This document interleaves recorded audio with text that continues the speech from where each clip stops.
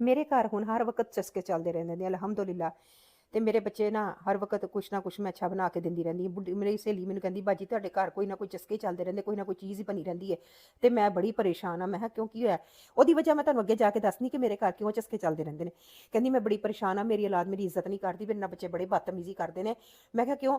ਇਹ ਮੈਂ ਨਾ ਹੁਣ ਨਾ ਮੈਨੂੰ ਮੇਰੀ ਸਹੇਲੀ ਨੇ ਦੱਸਿਆ ਕਿ ਬਾਬਾ ਜੀ ਹੈਗੇ ਨੇ, ਉਹਨਾਂ ਕੋਲ ਜਾ ਤੇ ਬਾਜੀ 4-5 ਹਜ਼ਾਰ ਰੁਪਏ ਦਾ ਖਰਚਾ ਹੈ। ਮੈਂ ਕਿਹਾ ਕੀ? ਇਹ ਦੇਸੀ 2 ਕੁੱਕੜ ਲੈ ਕੇ ਜਾਣੇ ਨੇ, ਆਂਡੇ ਲੈ ਕੇ ਜਾਣੇ ਨੇ, ਫਲਾਨ ਲੈ ਕੇ ਜਾਣਾ। ਤੇ ਮੈਂ ਕਿਹਾ ਘਰ ਦੇ ਭਾਂਡੇ ਵੀ ਲੈ ਜਾ ਆਂਡੇ ਲਿਜਾਣੇ ਤੇ। ਫਿਰ ਕਹਿੰਦੀ ਇਹਦੇ ਨਾਲ ਕੀ, ਉਹਨਾਂ ਨੇ ਨਾ ਮੈਨੂੰ ਕੋਈ ਤਵੀਤ ਧਾਗਾ ਦੇਣਗੇ। ਤੇ ਬੁੱਢੀ ਨੇ ਕਿਹਾ ਤੇਰੇ ਬੱਚੇ ਤੇਰੇ ਆਖੇ ਲੱਗਣ ਲੱਗ ਪੈਣਗੇ। ਮੈਂ ਕਿਹਾ ਆਪਣੇ ਬੱਚਿਆਂ ਵਾਸਤੇ ਨਾ ਸਿਰਫ ਇੱਕ 50 ਰੁਪਏ ਦਾ ਸ਼ਵਾਰਮਾ ਆਉਂਦਾ ਹੈ। ਇਹ ਉਦੋਂ ਦੀ ਗੱਲ ਹੈ ਜਦੋਂ ਦੇ 50 ਰੁਪਏ ਦਾ ਸ਼ਵਾਰਮਾ ਹੁੰਦਾ ਸੀ। ਇੱਕ ਸ਼ਵਾਰਮੇ ਦੀ ਗੱਲ ਹੈ। ਤੇ ਕਿੰਨੇ ਬੱਚੇ? 3। ਮੈਂ ਕਿਹਾ 3 ਬੱਚਿਆਂ ਵਾਸਤੇ 3 ਸ਼ਵਾਰਮੇ ਲਿਜਾ, ਇੱਕ ਕੋਕ ਦੀ ਬੋਤਲ ਲੈ ਕੇ ਜਾ, ਵੇਖੀ ਪੂਰਾ ਹਫਤਾ ਤੇਰੀ ਇੱਜ਼ਤ ਕਰਨਗੇ, ਆ ਕੇ ਮੈਨੂੰ ਦੱਸੀ।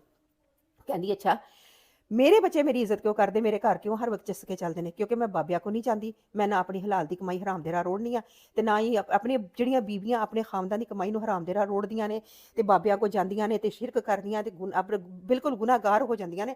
ਇਹ ਸੋਚ ਕੇ ਕਿ ਔਲਾਦ ਆਖੇ, ਔਲਾਦ ਨੂੰ ਤੁਸੀਂ ਖਵਾਉਣਾ ਨਹੀਂ, ਬਾਬਿਆਂ ਦੇ ਤੁਸੀਂ ਚਸਕੇ ਲਵਾਣੇ, ਉਹਨਾਂ ਦੇ ਘਰ ਤੁਸੀਂ ਕੜਾਈਆਂ ਪਕਵਾ ਦਿੰਦੀਆਂ, ਆਪਣੇ ਘਰ ਤੁਸੀਂ ਟੀਂਡੇ ਭਿੰਡੀਆਂ ਪਕਾ ਕੇ ਜਾਂ ਤੁਸੀਂ ਉਹਦਾ ਕੱਦੂ ਪਕਾ ਕੇ ਜਾਂ ਤੁਸੀਂ ਇਹੋ ਜਿਹੀਆਂ ਚੀਜ਼ਾਂ ਪਕਾਉਂਦੇ ਜੇ ਕਿ ਬੱਚਿਆਂ ਦਾ ਦਿਲ ਹੀ ਨਹੀਂ ਕਰਦਾ ਖਾਣ ਨੂੰ। ਬੜੀ ਗੱਲ ਹੋਈ ਤੇ ਬੱਚਿਆਂ ਨੂੰ ਗੰਦ ਪਿਲ ਜਦੋਂ ਦੋਗੇ, ਬੱਚੇ ਕਿਤੇ ਤੁਹਾਡੀ ਇੱਜ਼ਤ ਕਰਨਗੇ। ਤੇ ਤੁਸੀਂ ਨਾ ਆਪਣੀ ਔਲਾਦ ਨੂੰ ਥੋੜਾ ਅੱਛਾ ਖਾਣਾ ਪਕਾ ਕੇ ਦਿਆ ਕਰੋ ਤੇ ਮੇਰੀ ਔਲਾਦ ਤਰ੍ਹਾਂ